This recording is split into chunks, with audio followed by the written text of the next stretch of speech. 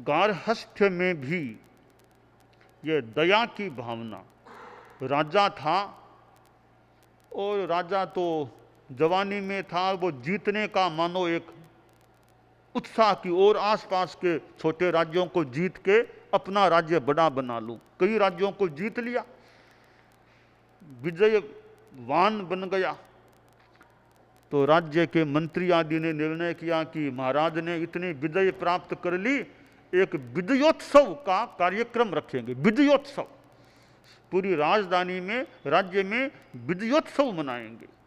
दिन तय हो गया, बड़ा समारोह करेंगे, राजा को वर्धापित करेंगे। तो प्रोग्राम में जाना था तो राजा अपनी मां के पास गया, मां को प्रणाम करने लगा। बोला, मां आज वो विजयोत्सव का प्रोग्राम है, उसमें जा रहा हूं, प्रणाम करने आया हूं। राजा ने वो प्रणाम किया मां को, तो ये विजयोत्सव की बात कही तो मां की आंखों में आंसू आ गए। राजा ने सोचा, अरे क्या बात है, मां की आंखों में आंसू क्यों? फिर सोचा कि वो मैंने विजयोत्सव की बात कही ना, तब मां को खुशी हुई होगी, ये आंसू खुशी से आए होंगे। कई बार कहते हैं कि हर्ष में भी ऐसे खुशी के भी आंसू आ जाते हैं, दुख में भी आंसू आ जाते हैं, तो कभी कभी कहते हैं कि हर्ष में आंसू आ जाते हैं। तो राजा ने पूछ लिया कि मां, मैं मानूं कि ये तुम्हारे आंसू, ये मोती, ये खुशी के आंसू हैं, हर्ष के आंसू हैं, मैंने विजय पाई इसकी खुशी में आंसू आ रहे हैं तुम्हारे। तब मां बोली, बेटा किस बात की मुझे खुशी हो?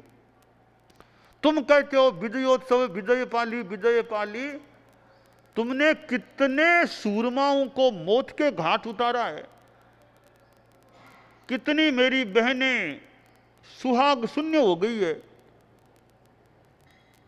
कितनों को मारा है तुमने विजय पाने के लिए, क्या मुझे खुशी की बात हो सकती है?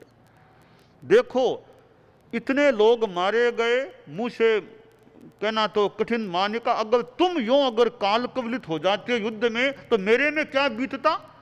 मेरा बेटा चला गया। आज कितनी माताओं के मन में वो शोक हो रहा होगा जिनके लाल मौत के गाल में समा गए हैं। कौन सा तुमने बड़ा काम किया जिसकी मैं खुशी मनाऊं और खुशी के आंसू निकालूं? मुझे दुख है कि तुमने इतनों को मारा है विजय पाने के लिए। क्या तुम्हें लालसा थी? जितना राज्य था उतना था, और क्यों आसपास के राज्यों को जीतने के लिए तुमने यह युद्ध किया? क्यों इतनों को मारा मराया? बेटे को एक सीख मिली कि मां के मन में कितनी दया है।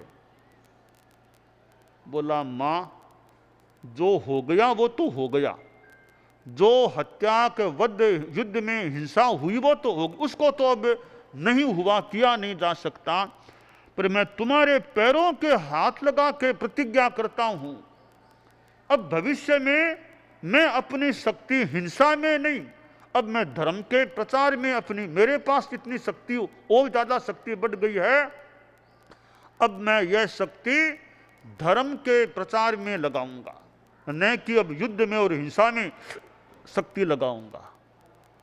मां ने कहा, बस मैं तुमसे यही चाहती थी, हो गया वो तो हो गया, अब भविष्य में तुम युद्ध में इसमें मत पड़ना, विजय का या उन्माद मत रखना या इच्छा मत रखना, अब धर्म के प्रचार में तुम अपनी शक्ति को लगाओ, राज्य का संचालन करो, अपनी शक्ति से धर्म का भी प्रचार करो। तो यह मां का जो कथन था, एक मानो दया की बात उजागर करने वाला है। तो